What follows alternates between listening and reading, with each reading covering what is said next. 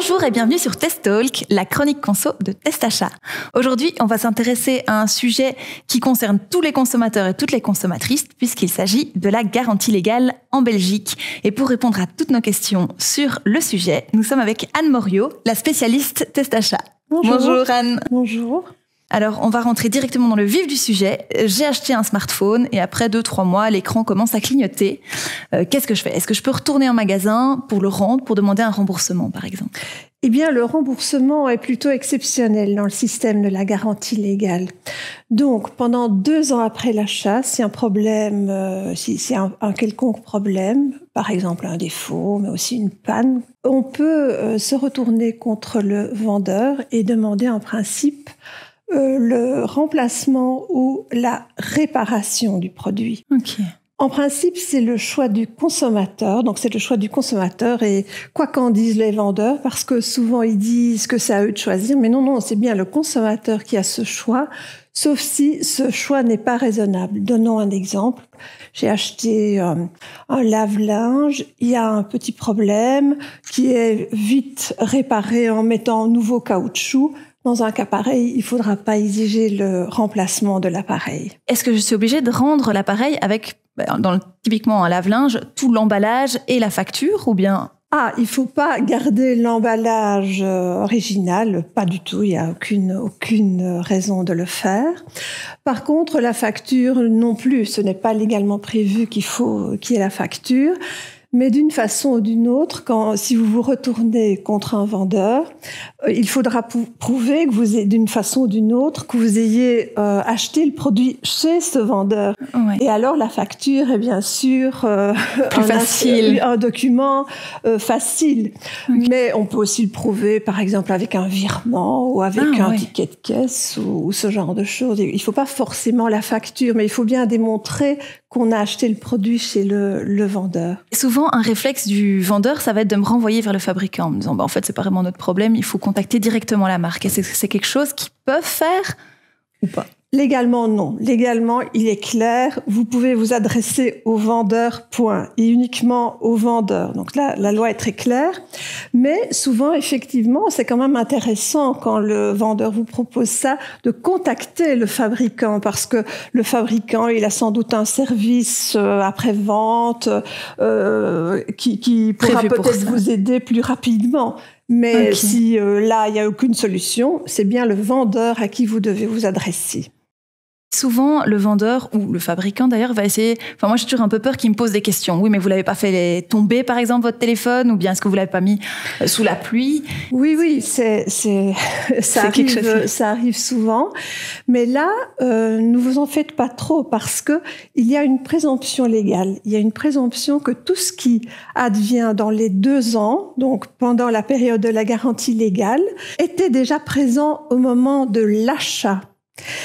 Et donc, le consommateur, il ne doit rien prouver. Il y a un défaut, donc on considère que la garantie légale devra s'appliquer.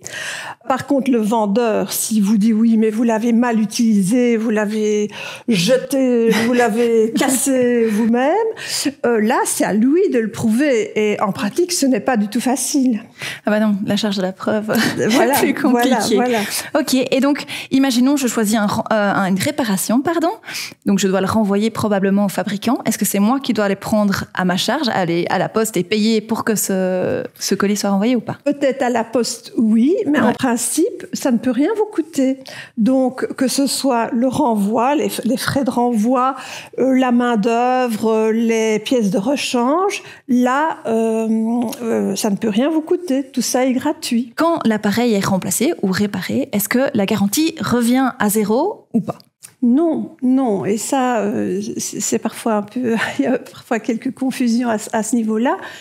Mais on va faire en somme que, en tout, le consommateur ait 2 ans de garantie. Donc, ce sera suspendu pendant la réparation, par exemple. Donc, si vous ne l'avez pas eu pendant 1 mois votre appareil, eh bien, on rajoute 1 mois à la garantie légale. Comme quoi, en tout, vous aurez 2 ans de garantie. Mais ça vaut même pour un remplacement. Donc, par exemple, vous recevez un nouvel appareil, eh bien, à ce moment-là, il n'y a pas une nouvelle période de 2 ans qui va commencer. Donc, la garantie légale, il faut la prendre dès le départ, dès le premier achat. Ok, et donc j'ai 2 ans de garantie qui, en tout, à partir de mon achat sur l'appareil, peu importe combien j'en ai. Et dans quel délai je dois prévenir s'il y a de nouveau un souci ? Oui, donc il y a 2 ans, mais il ne faut pas attendre 2 ans avant de le signaler au vendeur. Là, la loi est très claire. Il faut, dès l'apparition du problème, contacter le vendeur. Vous avez 2 mois pour le faire. Ok, ce qui laisse quand même une bonne fourchette. Oui, mais il faut quand même pas trop laisser traîner les choses. Oui, et contacter, c'est un mail, un coup de téléphone, c'est une preuve qu'on a contacté la personne. C'est ça, ou elle est dans le magasin, enfin n'importe où. Voilà.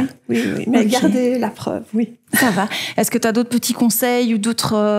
On a plus ou moins fait le tour du problème, sauf que en début d'émission, on a parlé de remboursement.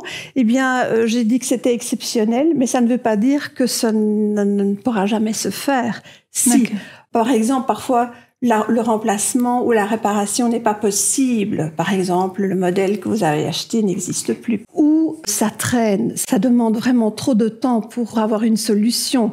Ou encore, on a déjà réparé et on répare une 2e fois et le problème n'est toujours pas résolu. Dans ce cas-là, vous avez droit à un remboursement. Vous pouvez demander le remboursement. Et donc, soit vous gardez le produit et vous demandez une certaine somme, une baisse du prix en fait, ou soit vous demandez de résilier le contrat et alors vous rendez le produit et on vous rembourse le prix. Mais attention, là aussi, le vendeur pourra tenir compte du fait que vous avez pu utiliser le produit pendant un certain temps. Donc vous n'allez pas forcément récupérer toute la somme. Ah oui, c'est super intéressant. Voilà. Je savais pas, un peu comme un leasing qui s'est mal terminé.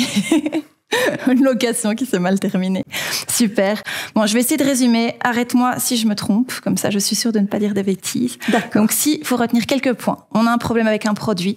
Dans les 2 ans, on a une garantie légale, mais il faut intervenir dans les 2 mois après le problème. On va chez le vendeur, on lui explique le problème. Il ne peut pas nous renvoyer vers le fabricant. On n'a pas à donner de preuves sur l'utilisation qu'on en a faite ou pas. On ne doit pas spécialement avoir le packaging.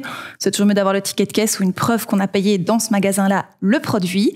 Alors, le vendeur va généralement nous proposer soit un remplacement, soit une réparation. Dans certains cas, un remboursement, mais ça reste assez rare. On n'a aucun frais. Donc, les frais d'expédition sont à charge du vendeur ou du fabricant.